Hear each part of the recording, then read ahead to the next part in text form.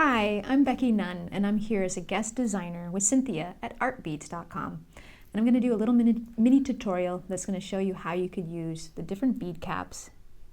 Some of them from the new collection and some of them are older that you had on your site. Right. I'm going to show you how you can make some really fun projects. So first of all, we're going to show you the project. It's this one right here.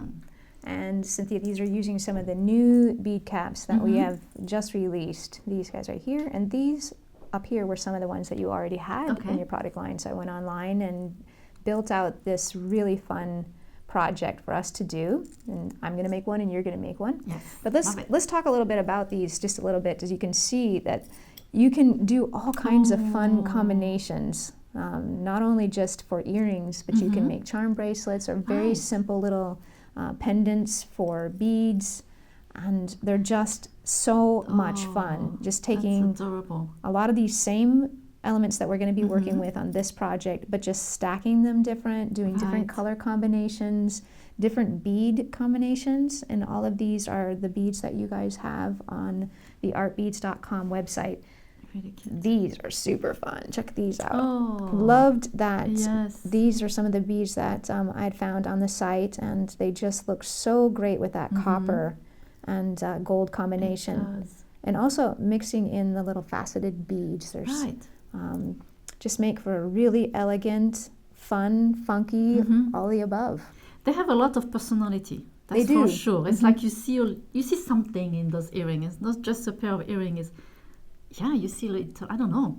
It's fun. It is, and they're really, really fun to make. Here's a very elegant style with just like a larger size single pearl with a little ear wire and another little bead. So all of the same components, totally different looks. Yes. So they have a great personality, but also it can be the individual's personality that shines through on it. Right, yes. And what I loved about playing with this collection is that you can do all kinds of things where you take the bead caps and you turn them upside down, or you turn them, I haven't tried sideways yet, but that could be fun. But you know, like you can stack them together. This is the same bead cap, but it's turned upside down. So anyway, that's what we're going to talk about as far as the collection goes, and then let's go ahead and start making this simple little project.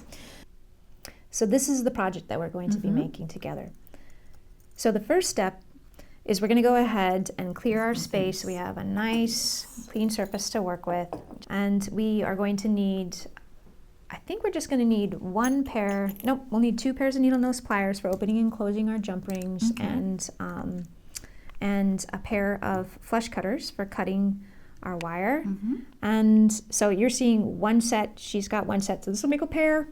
So we'll have our example right there. So you'll need like the little eye pin, a little head pin, a couple of a variety of bead caps, a jump ring, a couple of these little beads, and these larger size ones. So the first step we're going to do is we're going to make this part that dangles down inside. Isn't that fun? So we're going to make, we're going to add this little bead onto this piece inside of here. One of the things that I found that you can explore with is I have the eye pin inside of there, and I added this little jump ring to bring the bead down farther, so it can be slightly seen, and also that's where you get that little that sound that's occurring inside of there. So what we're going to want to do is start with using your needle nose pliers, and we're going to open up the large jump ring. I know that you have tons of videos on this, but holding at 3 o'clock and 9 o'clock, and then a ballet-like move, opening that up. And we're going to thread on the eye pin right onto the end of that. And you want to close it right away? Let's go ahead and close it. You could also have done this next step that we're going to do too and add it on right then. But the next step we're going to do is we're going to make this little bead at the bottom of that. So using your head pin, you're going to take one of the petal leaves, bead caps, and thread that on. And then you're going to take that large rondelle? Yeah, that large bead. And then, do you know how to make a little loop, cutting off this and making a little loop? So I'm going to go ahead and cut. I do about 1/4 of an inch off, and then you just trim that See, I'm holding that before I cut it so that doesn't shoot across the room and hit Courtney over there who's videoing this. Also, I forgot I need my glasses. So then you go ahead and make a loop. And you can use round nose, needle nose pliers, you can use flat. But what I do is I just start at the top and I just slowly start to curve that wire and then just keep on going back to where that curve has started, and you just keep on looping it all the way around. Do you do it a different way? A little. Yes. Yep. I found out that everyone has a different way to do their loop, and there is not one way to do it. Actually. So then when I get back to the edge right here, I just tuck it in nicely, and you can also go back in and adjust it slightly over on this side to make it a nice round loop. So I'm going to open that up slightly again because I'm going to thread on that little jump ring that we had before. I have to open it up a little bit more. So if we had made this piece before, we would have just added it on when that jump ring was open.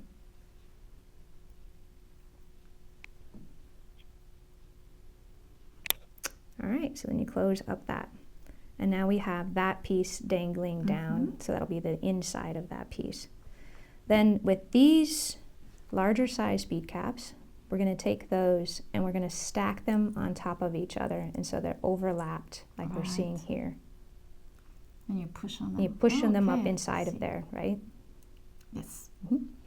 And you can also do fun things with this. You can stack them in different ways. You can do different color combinations, and then you're going to just thread that bead up inside of there. It's so cute. Isn't that cute? Yeah. Then the next steps, as we see in our sample, we're going to stack up this bead cap, turn that one upside down, and then stack 2 little beads on the inside.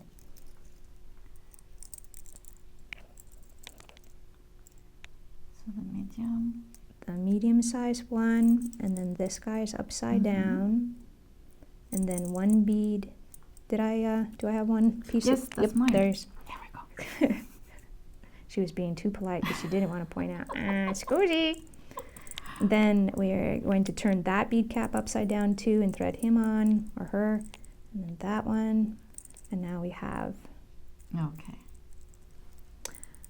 Or down up to there. It looks great also as a pendant. That's right. Love they it. do. They look super cool. And I've actually made this one with it on a bracelet too. Oh, really? It's just a really fun look.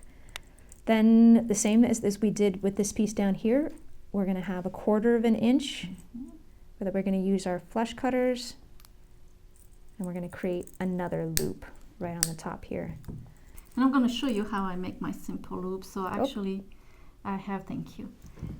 So I cut my wire here and I bend my wire 90 degrees. And then I grab also my wire close to the tool, and I just go. And you see how I put my thumb there? It's because I like to have put pressure. So I push on my thumb and I turn at the same time. That is cool. It's not, and then I go around like that. So if you have too much, can you go in with a pair of flush cutters and cut that away and then continue to wrap it up? You could, but you know, after a while, you kind of figure it out. Where do you put your wire? Yeah. If you want a small loop, you put it here. If you want a bigger loop, you put it here. Right. This is a way that I learned a long time ago, and I keep. I think that's the great. Only way that I know how to do the it. thing is, it's all about practice. Yes, you know, it is. And even when you get really familiar with doing it a certain way, I really want to try that way because I can see how that would be really helpful in so many other applications of what I'm doing. But learning how to hold the tools, learning how to do just to do it in a different way. And then the last step that you would do is you would take the ear wire and open up that loop with your pliers again and thread your loop right on the top there and close it up, and then you have a beautiful little pair of earrings. Yeah, that was fun, wasn't it? Yeah, it was super great. They're really, really fun. Yeah. Well, thanks for joining us here at artbeads.com. I'm Becky Nunn from Nunn Design, and I'm here as a guest designer with Cynthia, and we just made a fabulous pair of earrings. Hope you do too.